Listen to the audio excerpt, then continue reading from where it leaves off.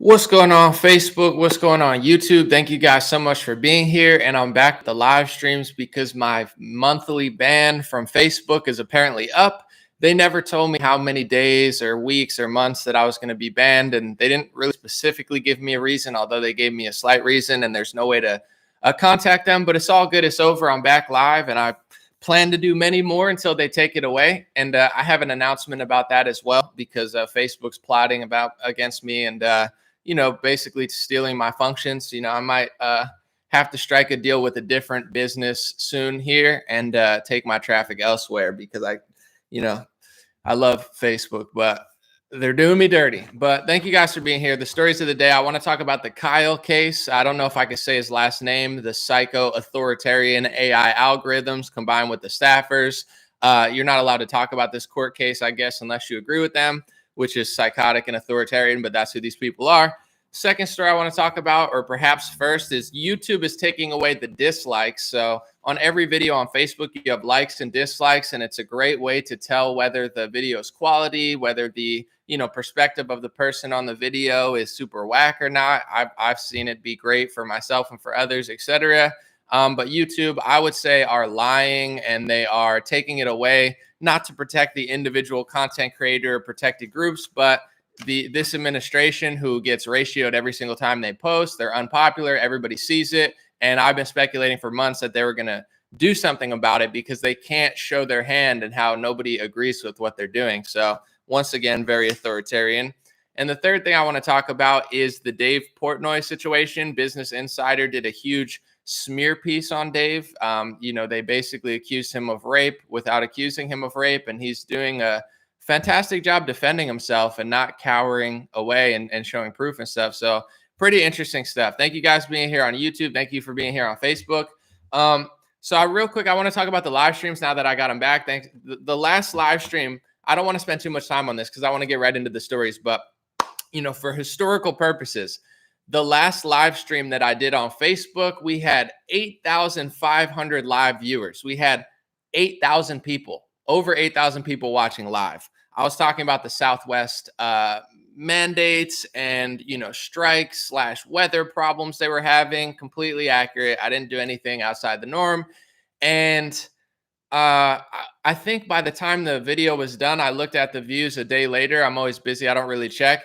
And we had 500,000 views. So just letting y'all know that's the type of audience we built on Facebook. And that's why they hate us so much, because I'm one of the biggest streamers on the whole platform, almost 9,000 viewers, 500,000 views on a live stream. These are unprecedented numbers. Don Lemon, Brian Stelter, look at their numbers. They're not really clearing what I'm clearing on Facebook. So the good news is the reason that they're lying about us and rigging the website against us is because we're crushing all of their loser friends who have big corporate jobs and make more money and have all the resources and tools in the world and outlets to promote their content. But nobody likes it. And most time that their content's being promoted, it's usually right-wingers making fun of them and common sense people of all types laughing at them. So that's why they took it away. I consider it a compliment. I understand they're mad that we get 500,000 views and they can't clear that. And 8,000, 9,000 live viewers, it's all good. So just real quick, I just want to do this for historical purposes. The reason they gave me, I tried to figure out, why did my live stream get taken away? What post bothered them? Why did it bother them? When do I get it back? I got no answers. There's no one to reach out to, even though I'm one of the biggest streamers on their entire platform. Their customer service is trash. They don't answer my emails. They don't have even a support place for me to report it. It's disgusting what Facebook does to their people. They should be ashamed of themselves. But what I found was I have an old video that I reposted, and they got me on the repost. Not the video itself, but just reposting it is a violation. Oh, it's so strange. This is the book that they banned me for. I made a whole compelling argument about this book. It's called How to Lie with Statistics, by Daryl Huff.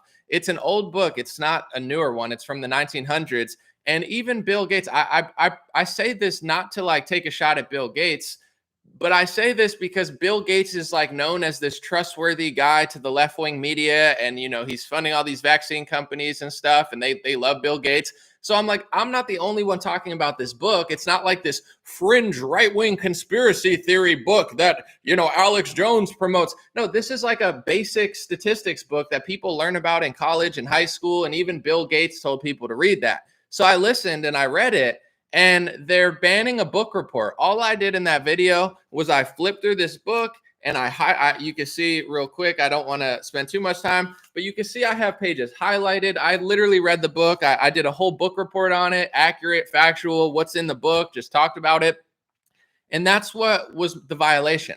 So I just want to say to the employees at Facebook, whether it be humans who work there or artificial intelligence who are probably smarter than the dumb humans you have working there, you guys should be ashamed of yourself before I start my thing for censoring me and take away my live streams for doing a book report about a book that even Bill Gates reported. You guys are the authoritarian psychos in history. You should feel shame. When I grew up, we learned about different regimes in World War II that burned books and banned speech, and those were the evil people. These are the evil people that take away people's right to speak freely. These are the evil people that burned books because they didn't want people reading them. These were the evil regimes that wouldn't let you have access to certain types of information. That's you, Facebook. That's you, Google. You're the book burners. You're the authoritarians. You're the psychos. You're the dictators. You're the scumbags in history. And everybody's catching on to you, and everybody's knowing it. That's why you're unpopular. That's why you're taking likes away. That's why you're freaking out. That's why you're doing all these fact checks, because no one believes you, because you guys are phonies, frauds, and liars. And if it's a speech violation to talk about a book called How to Lie with Statistics, what else is new? You guys are disgusting. And you should feel shame at the bottom of your heart and soul for being such wicked, evil deceivers of humanity. You are the bad person in modern history. And the more you lie about it, and the more you censor, and the more you cover up, the sicker you're going to feel inside, because you're never going to feel complete, rejecting God, rejecting the truth, rejecting humanity, and serving your own selfish interests, you pieces of trash. On that note, I did a TikTok where I literally, this is how, real quick before I start, because this is important. I did a TikTok, which apparently censors more than other websites. And I didn't even say anything. I said, hey, if you want to know what Klaus Schwab thinks about the Great Reset, here's a book. It's literally called COVID-19, The Great Reset by Klaus Schwab. And then I said, here's a book called How to Lie with Statistics that I got banned from Facebook for, or live streaming, just for talking about it. I didn't say anything. I didn't start a conspiracy theory. I literally just held up two books. I said, here's a book called COVID-19, The Great Reset, written by Klaus Schwab himself. If you want to know what he thinks, read his book. I have it. That's why I got it. How to Lie with Statistics. And TikTok banned that TikTok. TikTok, also, your staff, you guys are psychos, psychopaths. I'll say it 3 times. You're psychopaths, TikTok. You're psychopaths, TikTok. You are the evil psychopaths. I can't even hold up a book. You guys are book burners. You guys are psychos, okay? So welcome back. I just wanted to use my platform to tell you what authoritarian psychopaths you are. And on that note, we have much more news to come. So the first story I want to talk about is YouTube has updated its dislike policy. So Team YouTube tweeted out on Twitter, they said, to reduce target dislike attacks and impact on creators, especially on small creators, you'll no longer see a public dislike count on YouTube starting today. The dislike button is staying. This comes after lots of research, testing, and consideration. So let's listen to the guy on Facebook. They have their own YouTube creators channel. I'm just going to play his video because he tries to explain why they're taking away the dislike on YouTube. I know the real reason. This guy can lie or, do his job at YouTube, but we know what you're doing, bro. Here, let's listen. Folks, you may have seen a while back that YouTube announced it was experimenting with making dislike counts private to only the creator of the video. Now, if you're like me, you were surprised by that. I mean, I've always thought seeing the number of dislikes on a video helps us know as viewers if it's a good video or not, if it's a helpful tutorial or not, right? Or if what a creator is saying in their video is generally agreed with or not, right? But unfortunately, research teams at YouTube have found there's this whole other use for disliking a video that I had never experienced as a creator, and you may not have either. Apparently, groups of viewers are targeting a video's dislike button to drive up the count, turning it into something like a game with a visible scoreboard. And it's usually just because they don't like the creator or what they stand for. That's a big problem when half of YouTube's mission is to give everyone a voice. I don't want. Earlier in 2020, I don't feel like listening to this guy ramble on anymore. So he was like, it's funny because if you watch the video, this guy looks like he's being held captive at YouTube studios. He seems like a common sense guy, and he's like, I always thought that this is what the likes were for, and he's like, I've never experienced a problem. He's admitting, like all of us, it's like none of us have seen a problem with the likes or dislikes. In fact, even for creators that I tend to agree with on a lot of political issues. Like, for example, let's use like Ben Shapiro and Joe Rogan. I can't say I agree with them on everything, but there's somebody that we have a lot of overlap with what we believe politically or whatever. So, Joe Rogan, he usually gets more up likes than down likes on YouTube. The only time that he's gotten more down likes than up likes is when Joe Rogan was being like not a good host, and he had on the Twitter guy. And because he got more downvotes, he gave him a softball interview. People were speculating, is it because you're doing business with his other company, Square? And what Joe Rogan did is he saw the backlash, which was justified because his interview did suck. And then he brought on Tim Pool and someone else, and they had a great debate. So it worked perfectly, not just with people I disagree with, but people who I do agree with. The only time that they get downvoted in heavy majorities is when they need to know that they're screwing up. And same with like a Ben Shapiro. Most of Ben Shapiro's videos, although Ben Shapiro has a lot of people who don't like him, they have mostly upvotes. There aren't groups of left-wing trolls that are downvoting his things. Most people seem to agree with Ben. But when Ben has like a really bad take on Middle Eastern policy or something, on Syria or whatever, you can see he has more downvotes than upvotes. And I would say, as somebody who does tend to agree with him on certain topics, the reason he has more downvotes is not a group of troll farms. It's just what he's saying is unpopular among the people who listen to him and other people who stumble on the video. That's what they're for. They claim, and I have a quote from somebody who's a left winger who gets it. Her name is Shoe on Head on Twitter. I like her account. She's hilarious, and she seems like a pretty common sense left winger. But they're claiming in this video that it's for people's mental health. They're like, we don't want people to see that they're unpopular. It's for small creators and their mental health. And she said, okay, this is Shoe on Head on Twitter. She said, okay, if the creators can still see the dislikes, then it's not for mental health like you're pretending it is. It's for protecting the image of White House media, corpos, et cetera, who otherwise have the facade of being trusted and well-liked. Sad. Which is true. It's like, oh, we don't want people to know how unpopular they are, so we're going to show them anyway. We're just going to hide it from the public. You're not helping their mental health. You're protecting people like, I would say, Joe Biden. I've said this for months before they did this. Here's his recent video from 6 days ago that when I took this screenshot. It says, President Biden speaks on the authorization of COVID vaccine for kids age 5 to 11. So Joe Biden was talking about how he wants to authorize the vaccine for kids 5 to 11. It had 189 up likes, and it had almost 2,000 dislikes. So it had about, 10 times as many dislikes as up likes. There's no troll farms that are, watching by. It's not popular. People are telling you it's not popular. And I'll tell you what, I know people in my personal circle. I've been telling this to conservatives because sometimes right-wing media tends to paint it as like 50-50. 50% of the country feels this way and 50% of the country doesn't. And I get it. In some ways, there is a battle going on. But really, I know dozens of people in my personal circle who got vaccinated. I don't know a single person who thinks that they should mandate them for workers and healthcare workers. They think it's insane to do for college students. And I certainly don't know anybody among all my pro-vaccine friends and vaccinated friends who love the COVID vaccine and got it themselves. I don't know anybody who thinks that they should mandate it for children. And also, I know a lot of people who got 2 vaccines who are getting kind of nervous that they're being, mandated booster shots every 6 months. It's a little creepier than like two at once. But anyway, the point I'm getting to is it's not popular. So everything that Joe Biden does is unpopular. Almost every single video. Every time you find a Joe Biden video, more downvotes than upvotes, 9 times out of 10. It's not like that for most people. If you look at Donald Trump, you could say he's unpopular. In fact, Grandpa Moderna, the vaccine salesman, is kind of annoying to me. But, he seems to get more upvotes than downvotes on almost every video. So where are all these liberals that hate Donald Trump? How come they don't go to his videos and downvote him? Sometimes they do, but the thing is, most people seem to agree with it who watch that video. So I said, make no mistake, YouTube is removing likes and dislikes because their political, social, economic, and racial agenda is beyond unpopular. So they need to cover up the customer service backlash from people all around the world that reject their authoritarian, evil ways.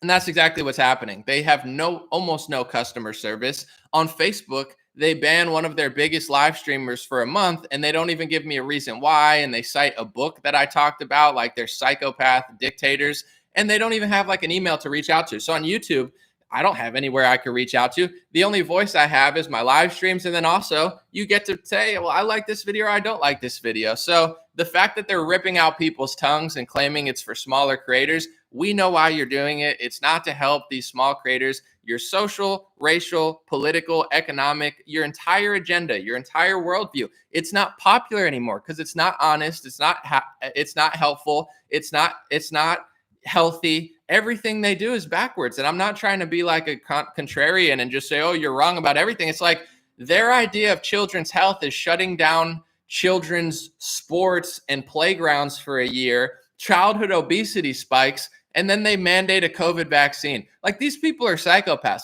We could have a conversation about the vaccine and who should get it and not, but you're closing down gyms, closing down sports, obesity's rising in children. That's going to lead to millions of these children growing up fatter, which is going to lead to their body having more issues and them dying at a younger age. They're killing elderly people. They're killing young kids. And then their idea of health is shutting up and silencing people like Matthew McConaughey, who say, hey, listen, I got it, but I don't think you should mandate it on children. That's what Matthew McConaughey said. That's what most people think. Most people are against mandates, but they don't want to admit that. So they're trying to cover up what they're doing. And as they become more authoritarian as a regime, they want less and less people to be able to talk about it. That's what they're doing. We're on to you, YouTube. Stop being scumbags. And it is what it is. Like I said, people said, Anomaly, you should do this and you should do that. I've been using this time to write my book, do other videos. I'm all good. They could take some of my revenue, my live streams, but I've also used this month, before I get to the Kyle case and then the Portnoy situation, I've used this month to, and I have to say God is great, because some of these came to me and other ones I've been kind of just, using people that I know and just talking to people.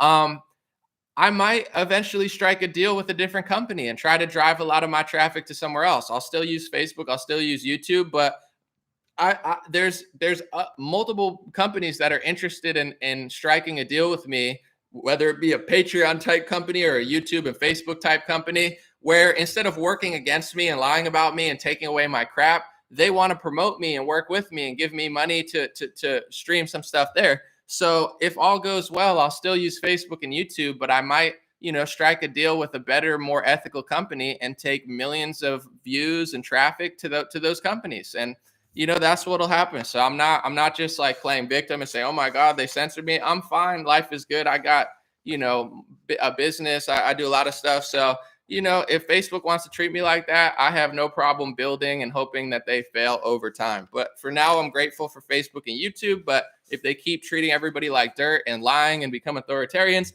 people will migrate to other platforms, and it's already happening. Rumble's growing, BitChute's growing.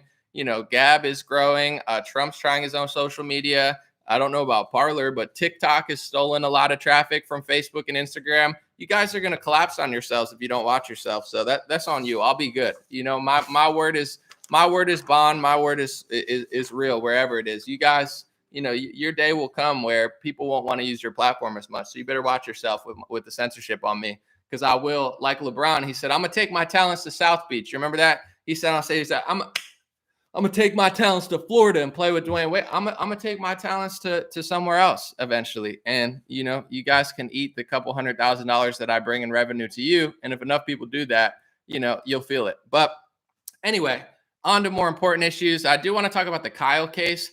And, I don't even know if you're allowed to talk about this. You can't say this guy's name. And this, to me, is the main takeaway. I have to be honest. I haven't sat and watched the entire case. I've only seen clips. So I don't want to really weigh in on what I truly think, because if I wanted to fully weigh in on what I truly think, I would really sit down and watch it all. But it reminds me of a Judge Judy episode. This is just an inkling, but I'm not saying it's fake, because I know it's a real trial, but I'm just saying it like the judge has an American ringtone. Like, I think it's funny, but it just seems like a reality show to me, where I'm like, the judge is like reading does it seem like a weird reality Judge Judy episode to anybody else? Like, the judge is reading he's like reading a magazine and has like an American ringtone. It's funny, but it just seems weird to me. But anyway, the big takeaway from the Kyle case that I think is important is it wasn't a case or it wasn't in court like months ago. Facebook, YouTube, I would say probably TikTok, Instagram, all the main social media decided you can't agree with Kyle. You can't think that he's innocent. You can't think he's going to win his case. It's essentially illegal or a violation to, defend his side of the story.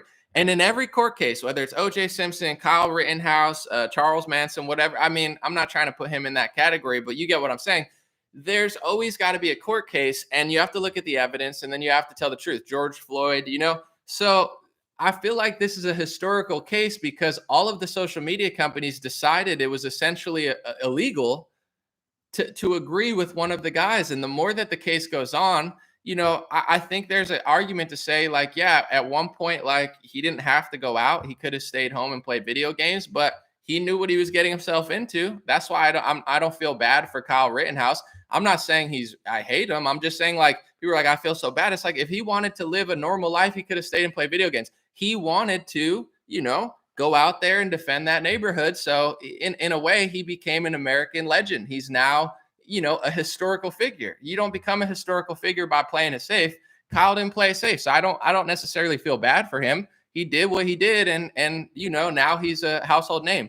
But in general, it's like, if you look at the court case, I think the court case against him is pretty weak. And everybody knows it. On Reddit, which has a huge left-wing skew, even people on Reddit are admitting, like, yo, this prosecutor's an idiot. Like, this case is not as great as the media told us. I've seen multiple left-wingers on Twitter say, hey, we got played on this one. And then there's other people who, LeBron James, Joy Reid, who are just going to do their party's narrative anyway. But I think the big takeaway is, when it's all said and done, is the media is trying to overshadow the court. They're trying to basically say, and this is an even bigger deal than this court case, where it's like, when you're not even allowed to have a perspective about something, and when it's all said and done, it looks like the people that they were censoring will probably be on the side of the courts, with the same opinion that the judge had. This is crazy. Like, this is, and the next story is going to be about that too, the Dave Portnoy thing. They're using the Kyle story and they're using the Me Too stuff to basically try to overpower the courts and say, they're guilty without a trial. We decide that they're guilty and you can't talk about it. Imagine if you couldn't have an opinion about the OJ case. Imagine if you couldn't have an opinion about any case. Like, this is not the way forward. And I hope that they learn from this. And I hope that people really let them know. I think they're still censoring people. But in general, I don't know who these people at Facebook and YouTube and stuff think they are. But even if you think that Kyle's guilty and you think what he did was wrong, you have to allow people to argue their perspective, or else you lose. And that's what they are. They're a bunch of losers. So the only way they can win is if they silence one side and say that they're the best. And this goes hand in hand with what YouTube is doing. It's not like they're saying our argument's better and your argument's worse, and we're going to prove that. They're saying nobody likes us, so we're going to remove the dislike bar, and we're just going to pretend like everybody's on an equal playing field. It's like that. You're only doing that. That would be like if we're playing basketball and we're up 100 points and you're like, what if we just got rid of the scoreboard? There's some players on the sideline that they don't feel good about losing. Then stop. If you feel bad about not having popular videos, don't make a YouTube video. You're not cut out for the media industry. If getting a dislike makes you mad, are you kidding me? I would be a mess if I worried about every dislike and rude comment. Oh, they got a dislike, so we got to take away the scoreboard. This is the liberal mentality. Steal the scoreboard when we're losing. And that's what they're doing in the Kyle case. If they had a good case, they wouldn't need to silence everybody. You don't have to agree with conservatives, but let's hide the scoreboard and say it's illegal to disagree with us. That's the sign of a loser. That's what you do when you don't have a good argument. That's what you do when your case sucks. So I can't even say I've watched the full thing, but from what I've seen, the tricky part, he's young, he's going across state lines. But as far as the self-defense case, let the judge decide. I've seen some clips and it's like even left-wingers know it's not looking great for the prosecutor and that side of the thing. So is that what Facebook wants to be now? Ban, censor, silence everybody who says that? Ban, censor, silence everybody who chooses one side of a court case? These people are psychos. So, God bless everybody that's standing their ground and saying what they believe. You got to be careful out here because they censor everything, including if you tell the truth, including if you're factual, including if you barely say anything. But, that's what they're trying to do. So we'll see what happens to Kyle. But it looks more and more like, he's probably going to get off on defense. And Facebook, YouTube, and Twitter have made history by essentially making it illegal to say that 4 or 5 months ago. And that seems to be like a trend of what they're doing before we move on. You're not allowed to disagree with the World Health Organization, but then they can change their mind 5 months ago. You're not allowed to say this is what happened in the situation, but the judge can say that, and the court. Facebook is not the judge. They're not a dictatorship. Oh, we decide who's guilty and innocent. No, you don't, Zuckerberg. No, you don't, Jack Dorsey. No, you don't, Susan Wojcicki. I'm sorry. Like, you're not the dictator of America. You don't have to like Kyle. You don't have to think that he's innocent. But who are you to say that people can't, have their perspective on an ongoing court case? These people are so gross, and that's why people don't like them. Let's move on.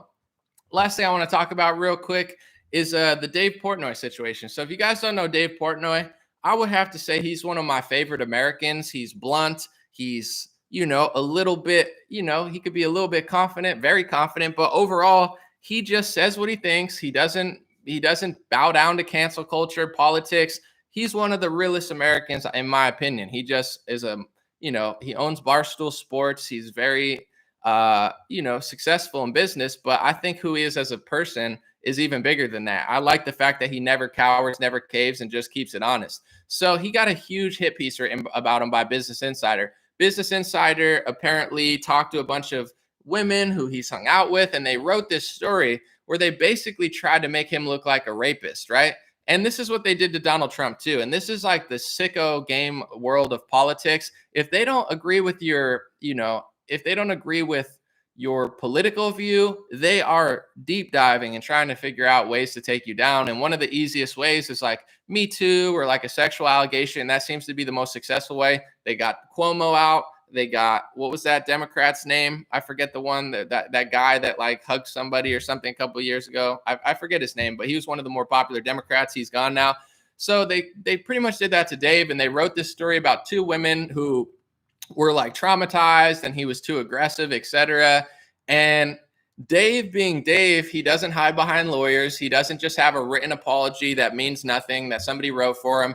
He gets right on his Twitter and says, these are not true, and I'm going to prove it. And he did a live stream today, and he showed texts. And it's interesting. One of the women who said that, she felt so terrible and it scarred her and she couldn't talk about it. There were texts after that they hung out saying, she was bragging to all her friends about having sex with him, and, she liked him like afterwards. So she told the press and Business Insider that according to Dave, according to his DMs, that she was like so traumatized that she couldn't even speak the next day. Meanwhile, for like days after that, she's still texting him and bragging to all her friends that she had sex with him. And Dave is asking Business Insider to update their story, because Business Insider, these journalists are so slimy and grimy. Here's what they do. They write this article. Like, I don't write articles about, specific journalists and dig into their personal history for years. I don't do that. So they do that to Dave Portnoy, right? And Dave literally asked them, he says, I'll talk to any of you guys. And this is what I would do too, because it's the smartest thing to do. I'll talk to anybody. Someone said Al Franken. Exactly. That was the name of the Democrat. But I'll talk to you, but it's got to be in a podcast form, because the media, whether it be 60 Minutes or CNN, what they do is they love to chop you up. You talk to them for an hour, they make their own hit piece on you. So Dave is willing to talk to these people, but he says, let's talk in full form, live stream it, and air it so the whole world can see. You get to say what you say, I get to see what I say, but there's going to be no, deceptive editing. They don't want to do that. That's the crazy part. I'll do that. Dave will do that. These people will literally write about you being a rapist, claim that they didn't say that, and then hide and say, oh, I don't want to do a live stream. Of course you don't, because you guys are cowards. You guys just want to sit there and talk about everybody else, but you don't want to talk to them. You're cowards. I have my opinions about Shapiro, Charlie Kirk, Joy Reid, whatever. I'll talk to any of these people, but it has to be in a full form context. I wouldn't run away and say, oh, I don't want to talk to them. I would talk to anybody on this planet if it was live streamed and the entire conversation got to go out there. I'm not doing this deceptive editing. So they write this crazy hit piece about him. They won't talk to him and have a full form thing. He shows proof that they're lying, and he shows proof that one of the girls saying she was traumatized was into him for weeks after, bragging about her to her friends, being like, I can't believe you're talking to me, which, as somebody, I'm not nearly as big as Dave Portnoy, but I do want to say, like, and I'm not like, oh, that famous or successful or whatever, but one of kind of the heartbreaking things that I've learned is like when I was nothing or when no one really cared about me, I actually never had a problem with women. It wasn't this thing where like I couldn't get women because no one knew who I was. I was more than fine. I was always confident, smooth talker, etc. Some would say good looking, some would say ugly. That's up to you. But in general, I actually enjoyed it better when I didn't have a platform because there was no strings attached. Back in the 2000s, it wasn't like people were trying to frame you or lie about you, or they thought you were some like show animal in a glass case or something. And that's kind of how they were talking to Dave. Like, oh my God, I can't believe you're talking to me. Oh my God, I'm going to tell all your friends. Like, this is what people do to me sometimes as well, where it's like, I can't even have a conversation with a woman sometimes. Some people are cool, but some don't play it cool, where they're like, I can't believe I can't believe this happened. And like, you could just feel it. And you're like, yo, this person's going to frame me. Or like this person, they're not acting like I'm a human being. They're acting like, that like you're something that you're not, where it's like, Dave's a human, I'm a human. It is what it is, but it's like these women treat you like you're a show animal and then flip it around sometimes and say like, oh my God, I can't believe what happened. It's like, you were bragging to I wasn't bragging to all my friends because I don't even know who you are. So I was reading her text, and it's like the same woman that was framing him, saying that she was assaulted and she felt so bad. For weeks later, she's talking to him like he's just like like a glass case show animal. So like, I can't believe you're answering me. Like, oh my goodness, like this is so crazy. Like, oh my God, I'm bragging to all my friends. Oh my God, this is so great. It's like sometimes we don't want to be talked about. Like just act normal. And also like, some people are like, well, I don't want to do. It's like, okay, this makes it not fun anymore. But in general, he broadcasted that, and sorry, that was like a little side tangent, but what he was asking Business Insider to do was update the video, or update the story rather. You wrote this whole smear piece about me, acting like I'm a rapist, and now I'm asking you, now that you have more evidence from my side of the story, you took their side of the story and ran with it. Hey, sorry, what's up? Hey, I'm busy right now. Is it okay? Hold on one second. I don't.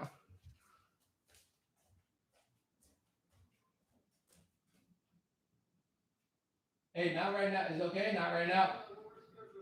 All right, like 20 minutes. Sorry. Sorry about that, y'all. It was like maintenance or something. I don't know what they're doing. Maybe like changing something. But in general, he's got this evidence that they're not telling the truth about that. And he's doing a broadcast and saying like, can you add this to your story? Can you add my side of it? Can you show the DMs? And he's like, I didn't want to show you the DMs. Like, I don't want my mom reading this, and I don't want this to be like public knowledge that everybody could see it, but you've made this story about me, so now I have to defend myself, and they won't do it. So, to make a long story short, this is what the media does. They write about you. They try to destroy your character. They try to ruin your life. They try to call you a rapist. They take one or two women's stories and act like it's the word of God. When you tell your side of the story and show more proof than they have, they won't speak to you. They won't do a live stream with you. They won't communicate with you, and they won't update their stories. They're such scumbags, and I'm glad, I don't know this full story in general, so we'll see how it plays out. But I'm sad. I'm glad, excuse me, that Dave is not this coward who just kind of sits there and, sorry, they're like drilling some shit outside my door. I'm trying to figure out what's happening, but he's not someone who just runs away. He's like, he faced it and he showed it. And, I think that's very honorable. I'm glad that he did that. And I do this. I mean, I'm not going to say the same thing because this hasn't happened, but when someone wrote an article about me, I went and looked right at them. And I'm not trying to hurt them, or I'm not trying to hurt their feelings, but you have to understand, like this guy named Miles Parks or something, he wrote this crazy hit piece on me in NPR. He called me a conspiracy theorist. I'm number one. I'm so dangerous. Essentially what Miles was trying to do, Miles Parks from NPR, what he was trying to do was ruin my character, falsely label me as something I'm not, and take away my biggest platform. He was essentially sending out a call like, this guy should not be that big. This guy should be censored. And what Miles Parks doesn't understand, or maybe he does and he's a scumbag, is that this is my main source of revenue and also my main source of reaching the world with my message. He has a big corporation to reach the world with, and no one gives a shit about him because he's a crappy writer and a subpar thinker. I don't have any of that stuff. I'm a self-made kid who made it with no money in my bank account, who worked my ass off for decades, who do what he could never do as a man or an American citizen. And I ran circles around him. So I don't have all these corporations. I only have my word and these platforms. And he tried to take it away. So similar to Dave, I'm not going to say we're exactly the same because we're not, but I don't just sit there and say, oh, they wrote this crazy evil hit piece about me. I'm just going to sit there and apologize, or I'm going to sit there and just act like it's okay. It's not okay, Miles Parks. It's like, if you want to talk about me, I'll talk about you. I'm not going to dig up your personal life and be a psychopath ex-girlfriend or something. But I am going to be like, what the hell what are you doing? Who are you? Why are you talking? I don't even know who you are. And you want to say all these stuff about me. And then he went and put his Twitter on private when I did that. And then they play the victim. They're like, Dave is telling his supporters to come after us. And it's like, you called him a rapist to millions of people. You basically said that he raped these women and that he was, pushing sex when they weren't wanting it. So he's defending himself. And yes, he's not acting like you didn't say it. He's calling you out by name because you decided to write that article about him. So it's like they play the victim after they punch you 1,000 times. You don't even know who they are. And then you literally defend yourself and they scream and cry victim. It's like, these journalists are horrible people. So, before we end this live stream, I might hang out for a few minutes.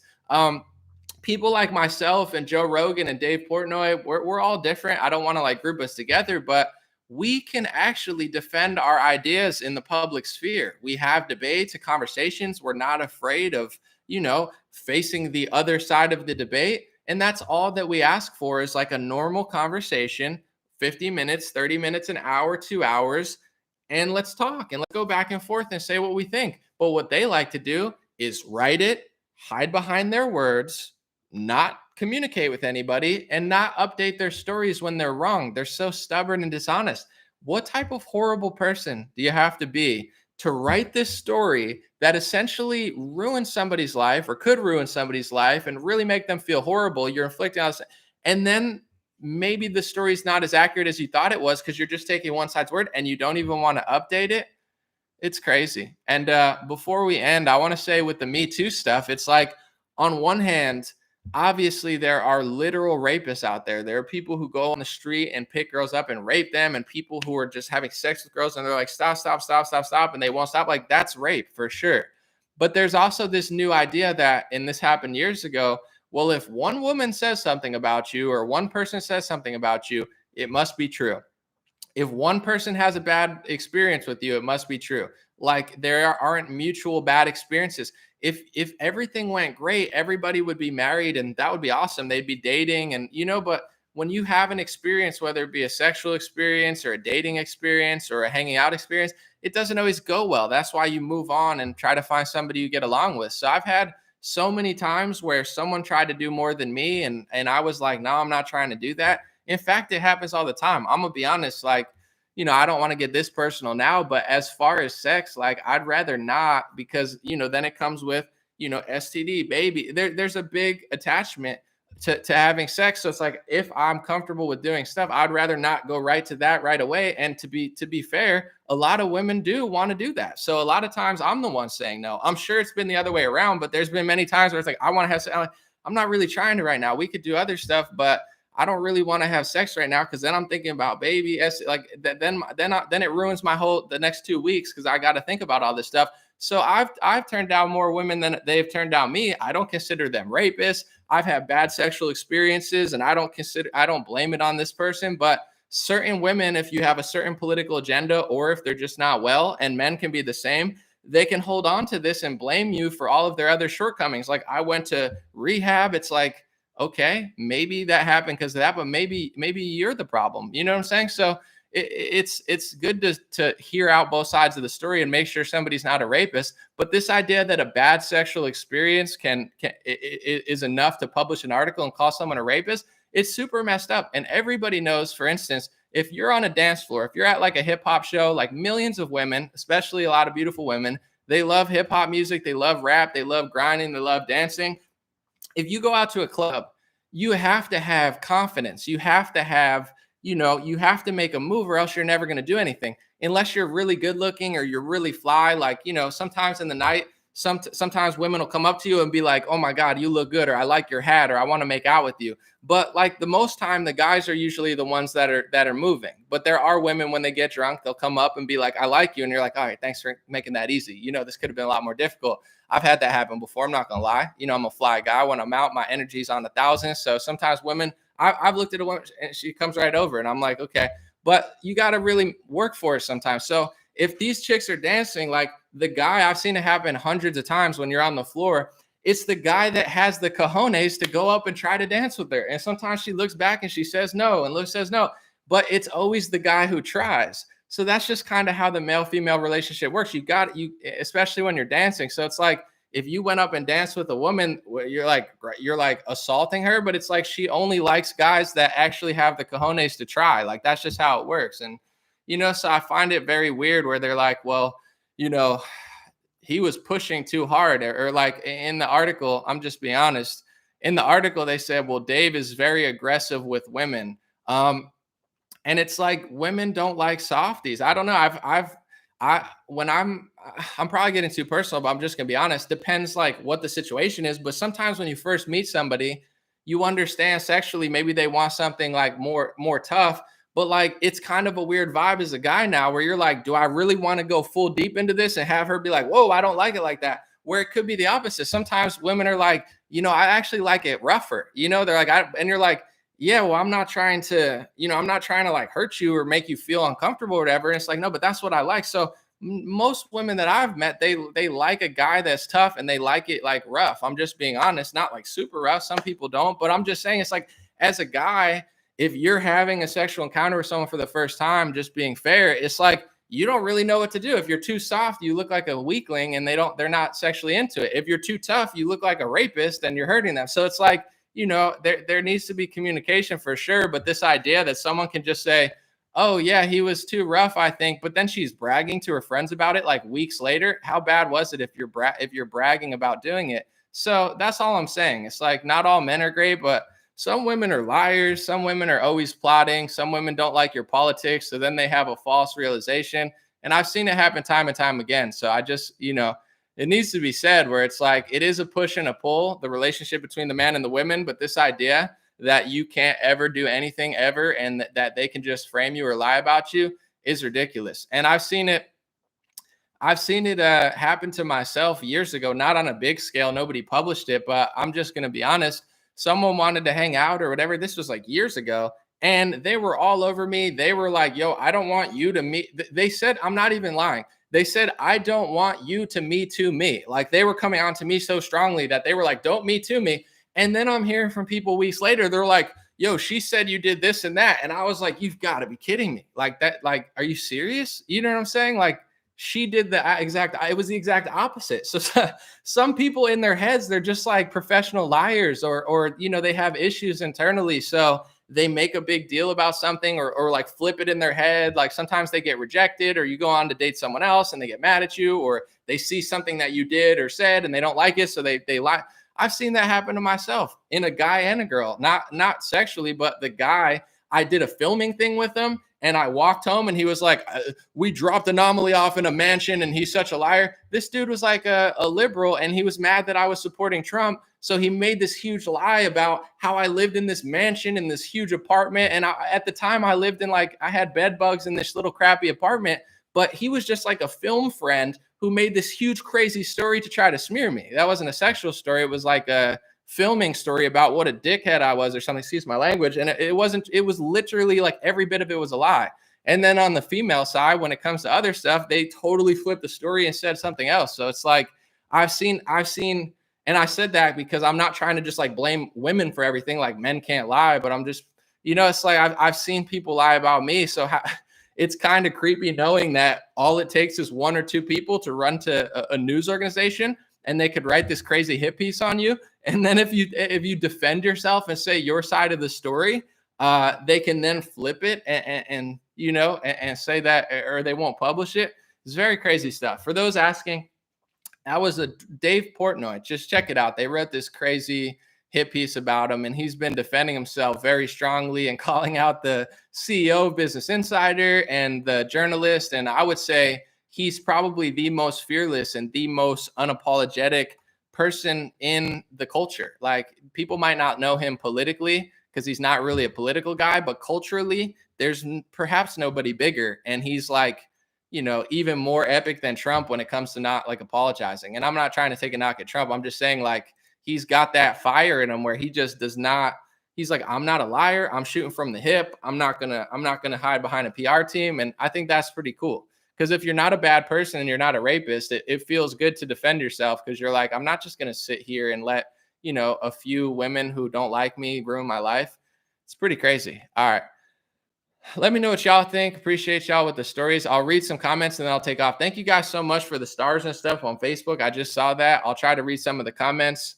Someone said it seems dangerous to go on a date these days. Oh, you have no idea. You have no idea how, especially, I'll say this, especially if you're a public figure, and especially if you're a public figure who's political and these women don't agree with you. I mean, some do, but even conservative women could be a little wild. So it's it is what it is. But like I said, as reading these stories about Dave, I don't think, like, I think some people think like, oh, how is it now that you're a public figure, you must get all these women and stuff. It's like, well, I'm sure like more women are interested in me now because I'm so out there. But I actually preferred it when no one knew who I was, because it was more natural. I didn't need a big Instagram account or something to get women. I was always fine. I always kind of did my thing. And I actually preferred it back then because there was no people hanging shit over your head. Now people don't know that they're doing it, but they treat you weirder, and like they have different expectations, or think that you're doing something, or it's like all being overthought. And then as far as the back and forth, yeah, it's annoying. So, but it is what it is. I'm not going to cry and play the victim, but yeah, it's not like 10 years ago. It's like a way weirder era to date in. But also a lot of people are a mess, I have to say, like, and men and women, a lot of people like mentally don't have it together. So if you do have it together as a man or a woman, you're usually looking for that in the opposite. You're looking for a guy or a girl, depending what gender you are, that has it together. So when someone doesn't, I feel like it's an immediate like turnoff, where you're like, man, it's like, some people, they call it toxic. If you get with the wrong person or you hang out with the wrong person, even if it's for a little bit, it can be very unpleasant. So I'm sure it's driving a lot of men to, sit on the sidelines and just, watch videos and stuff, because they don't want to deal with all of that stuff. So it's a double-edged sword. There's pros and cons to both. But let me see. Top stars, Dustin, thank you so much. Robert said, keep doing what you're doing. Thank you so much. Alan, thank you. Maria said, welcome back. Miss you. God bless you there. Evil Nazis. Thank you, Maria. Thank you, Stacy. Thank you, James. Someone said, everybody loves pancakes. I'm not sure what that means, but thank you. Pop up the Patriot Ford in the house. Appreciate you. Thank you guys for all the stars. Someone said, I'm trying to pick the less crazy. I'm single because of it. It's a wild world all the way around, no matter where you are. But, there's someone for everyone, I think. Someone said, I quit dating. Men think all they have to do is text you. I can't speak for other guys or who, I just think, not everyone's for you. So I think as you get older, you realize, if you're single, as you get older, you realize you have higher standards and not everybody's there where you want them to be. Right. So it's just like, when you're younger, I feel like not everybody, but you don't know as much. So it's like, when you're older, at least for me, my tolerance level for nonsense is like non-existent. So, or it's all-time high, I guess would be the right thing, where it's like, more people are going to be not ideal to you, but that's just because you have higher standards and you've become a better person. So that's a good thing, to not like every guy or girl that you go on a date with, I think. When am I going to talk to Roseanne again? Sheesh, I don't know. I would love to talk to her in person, but flying in Hawaii and stuff are not ideal right now with all the testing. So maybe live stream or something. I haven't really been watching her stuff, but always wish her well. Wonderful woman, wonderful comedian, a good friend. Thank you, Northern Idaho. I appreciate you. Someone said you should never tolerate nonsense. Yeah, I agree.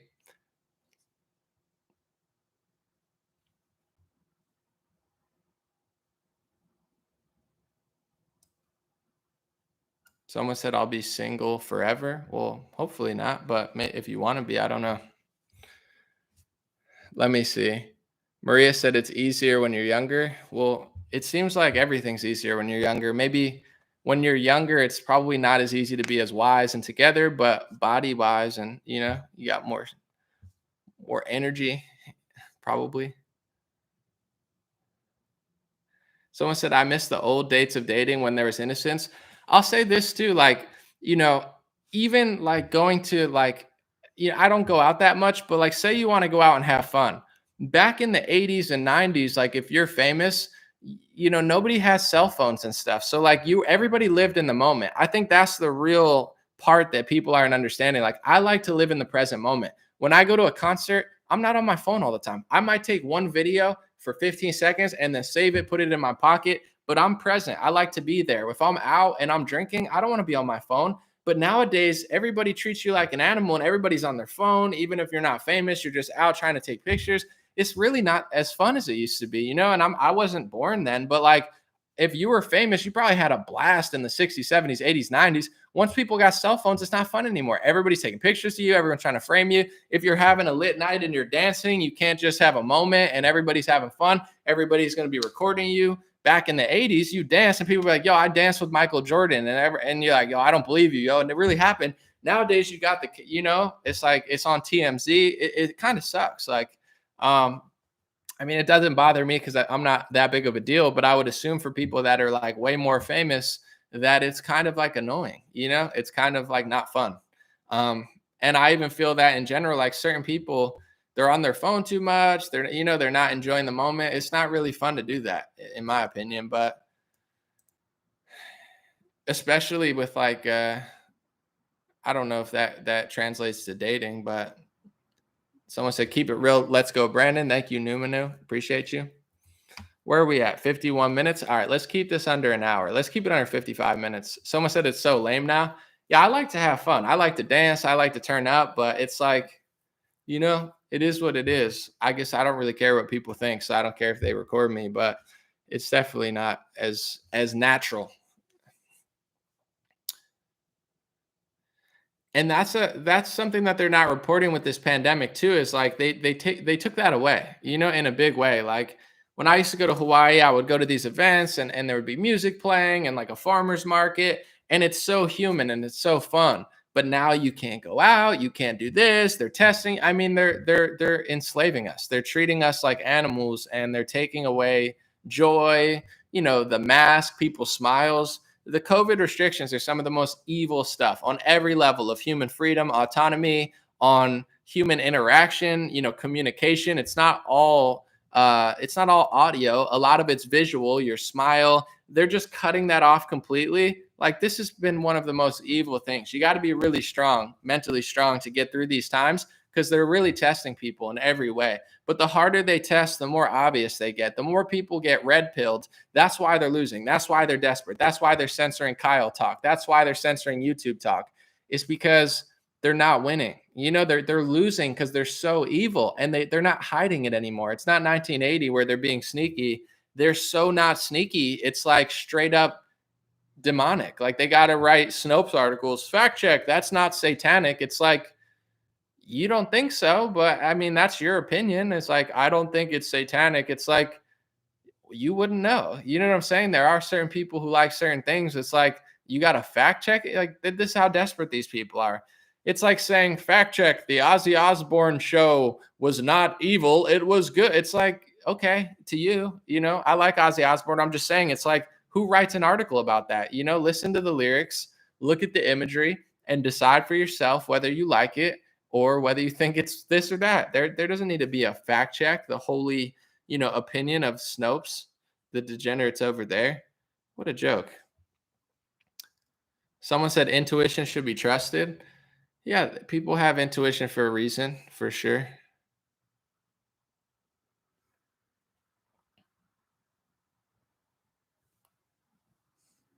Someone said do the harmonica. I know. I want to say I got banned for doing the harmonica, but while I was banned, you see, I got my harmonica case here. I learned Neil Young, Heart of Gold. I told people I was going to learn that. I did learn that. That's what I was doing this month, so I could play that song now.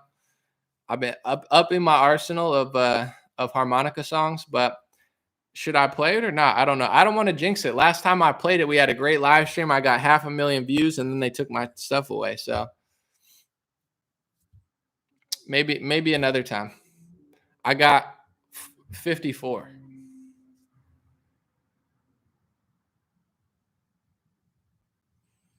All right, 55 minutes are out. Appreciate y'all for being here. Thanks for hanging out. Hopefully we'll have many more live streams to come. If not, like I said, I'm working on, nothing's done till it's done in business, but I'm working on a deal. I'm not going to go anywhere. I obviously won't sell out. I would never do anything that restricted my speech or my ability to be honest and do what I love to do and reach people. That's important. I also wouldn't strike a deal, even if it was for a lot of money, if it took away like a majority of my reach, because I think it's important for people to hear stuff. I don't like to do too much stuff behind a paywall for that reason. It's not just because I'm lazy. It's just like I want most of my stuff to be public and free and easy to access. That's why people are like, there's too many ads on your videos. It's like, then go watch it on Instagram. Instagram, I have no ads. On BitChute, I have no ads. If you want to do the work to not see ads, I have these videos all for free everywhere. Go find it. But also on Facebook, the way I get most of my revenues through Facebook ads and YouTube ads. So, you know, if you don't want to watch the ads, just go find it. But in general, all my stuff's free.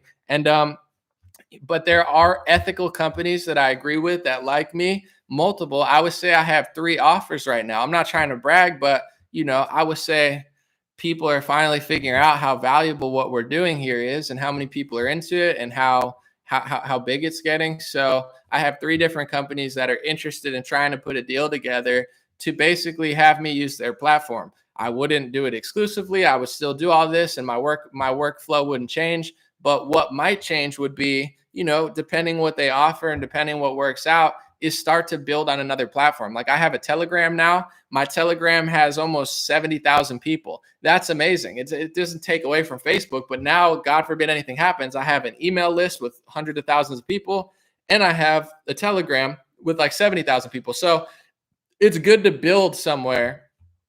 It's good to build somewhere that doesn't hate you and that won't take it away as easily. Someone said, be careful, watch out for setups. I'm no dummy. I have 10 years of business experience, self-management. So I read contracts. I don't sign anything stupid. I'm very smart. If it says something I don't understand, I say, take it out, make it simple, make it 2 lines. Sometimes I give it, this is just real quick, some business advice. You know, I've had record contracts that I never signed because it had 7 pages. What does this mean? Oh, it just means that. I'm like, that's not what it means. You know, I don't fall for that crap. It's like, tell me what take it out. Make it 2 sentences. Make it 2 sentences. If you mean that, we don't need 5 pages. Write that, you know, this. So we'll figure it out. But I might, you know, start putting the pressure on Facebook a little bit and start, because once again, I'm not trying to brag, but I know how much traffic I bring in. I make hundreds of thousands of dollars for Facebook. That's not a lot when they're $1 billion company, but it's quite a bit of money. I mean, it's not nothing. So there's other websites that are interested in that type of revenue for their own brand, etc. So we'll figure it out, but we'll make the most of it. I'll be here. I appreciate you guys. And real quick before someone said he's been compromised, people. Bro, you don't even know what you're talking about. The businesses that I'm doing deals with or that are trying to do deals with me, these are ethical companies that you probably use. These are people and corporations and new companies that are run by people that are patriots and people that are trying to fight big tech and take on them and take a chunk of their revenue. So you don't know what you're talking about. I'm the opposite of compromise. But anyway, stupid comment, but whatever. You're allowed to have your opinion. Anybody who ordered a long sleeve, I had the God Bless long sleeve or the Stay Blessed long sleeve, we're getting them in today or tomorrow, and they should start shipping out hopefully tomorrow. So right when we get them, we're going to ship them out. You should get those in the next few days. The God Bless, the God is Great sweatshirts, the God is Great long sleeves, and the Stay Blessed long sleeves. The only one that's not in yet are the Dream Rare long sleeves because the anomaly on the arm is embroidered. It's embroidered. It's super nice. To be honest, it's super expensive. It's definitely my lowest profit margin. You wouldn't believe how much these cost because everything's made and designed and, you know, and stitched and stuff in the US. So it's very pricey. But in general, those will be done next week and they'll ship out. And once that happens, the shipping will happen in 2 or 3 days. Thank you guys for being patient. We do a pre-sale because right now I order everything in bulk. So I'm just gonna be honest, I spent like 32 grand. That's how much I spent, $32,000 on all of this merch. So when I'm dealing with that much money for merch, I just like to do a pre-sale for 2 days and just try to figure out how many people are ordering, because I don't want to have too much stuff laying around, etc. So we did that. We got it all. It's all in thing, and that's why we do the pre-sale. But I don't like making people wait. It honestly annoys me as somebody who's giving you a product. So I apologize for the long wait on the pre-sale, but it will be here tomorrow, and the Dream Rare ones will be later. After that, everything's super fast. If anybody got a white hat or a black beanie, they should just come in like a couple days. So check out for those. You know, our shipping is super, super fast. The only time it's not is when we're doing a pre-sale. Someone said get the beanies back.